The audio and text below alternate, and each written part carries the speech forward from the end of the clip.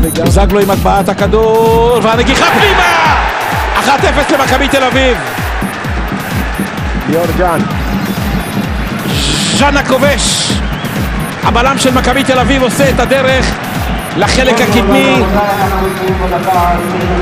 מכבי תל אביב עולה ליתרון של 1-0. מה שרציתי להגיד קודם, ששני החלוצים, פטי נימבה ואבוחצירא, יורדים בזמן שיש קרן למכבי תל אביב. אבל גם שניהם שירדו להגנה, ירדו לעזור. אז מה עושה שם ליאור ז'אן, שהוא שחקן הגנה של מכבי תל אביב, עולה, ואף אחד לא לוקח אותו, והגבהה מצוינת של בוזגלו, ונגיחה בלי אף אחד שמפריע לו, אין שום סיבה שלא יהיה 1-0. תראה באיזה חופש הוא מגיע.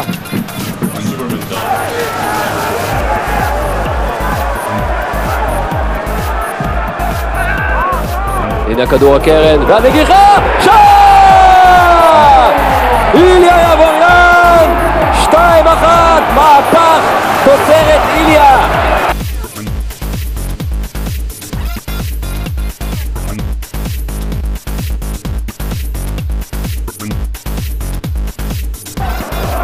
תמונה מעודדת, ועכשיו השלישי!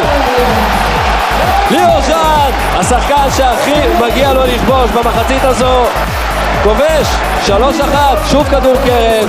קריית שמונה לא מסתדרת עם הכדורים הנייחים. ליאור ז'אן שוב מכדור קרן, הפעם לא מבשל, הפעם כובש 3-1. דני עמוס נכנע, ולא רק ההתקפה של קריית שמונה לא מתפקדת, בעיקר ההגנה שלה.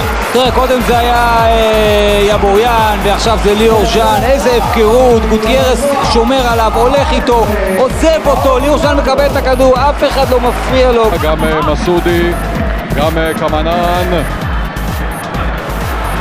והנה השלישי, לא יאמן, ליאור ז'אן. מכבי תל אביב רומסת את אלי אוחנה והפועל כפר סבא.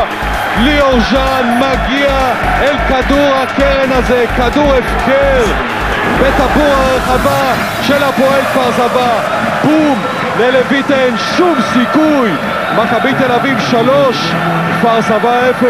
ליאור ז'אן זה לא הגול הראשון שהוא עשה מצב נייח, הוא גם כבש במשחק מול סכנין.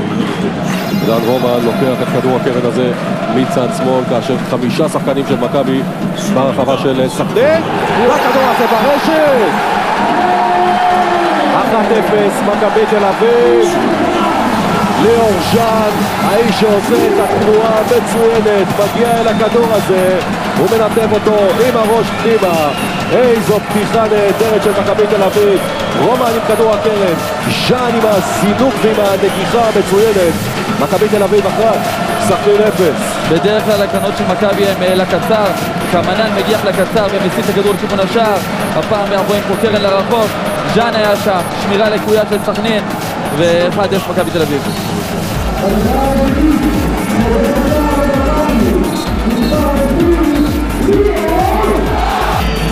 עוד מעט נראה לכם את הטבלה.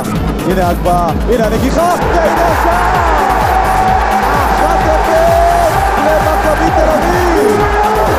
ליאור ז'אן עושה את השער הנגיחה הזה והולך לחבק את אבי נימני, כי אבי נימני רוצה לשחק, וכדי שנימני ישחק מכבי צריכה להוביל. לא, נימני רוצה שמכבי תנצח, אחר כך הוא ישחק את הדקות שלו. סך הכל אני חושב שהפקרות בהגנה.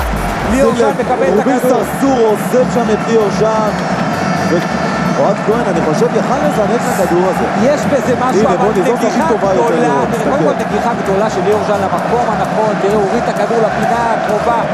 אוהד כהן, גם אם היה מזנק, אני לא בטוח שהוא היה מגיע לכדור, הוא רואה אותו בשנייה האחרונה. גם מסודי מסתיר לו את הכדור, ולכן ליאור ז'אן לא נגח חזק, הוא נגח מדויק, אבל זה מספיק. ליאור ז'אן, הנה ההגבהה, ניסיון נגיחה 1, והנה השוויון!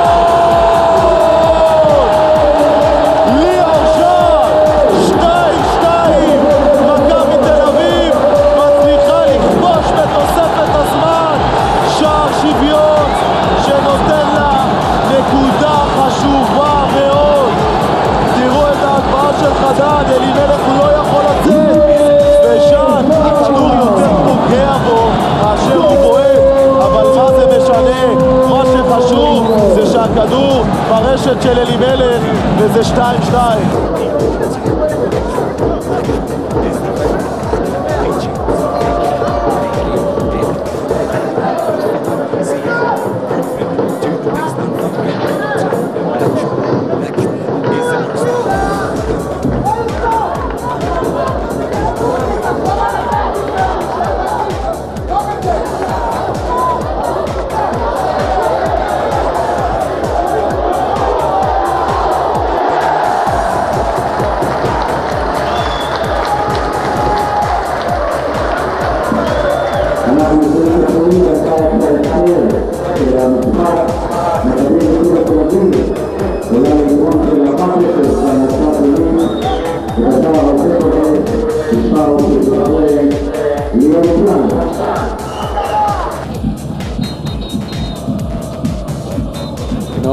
הנה עוד אחד, כן! 4-0! ליאור ז'אן!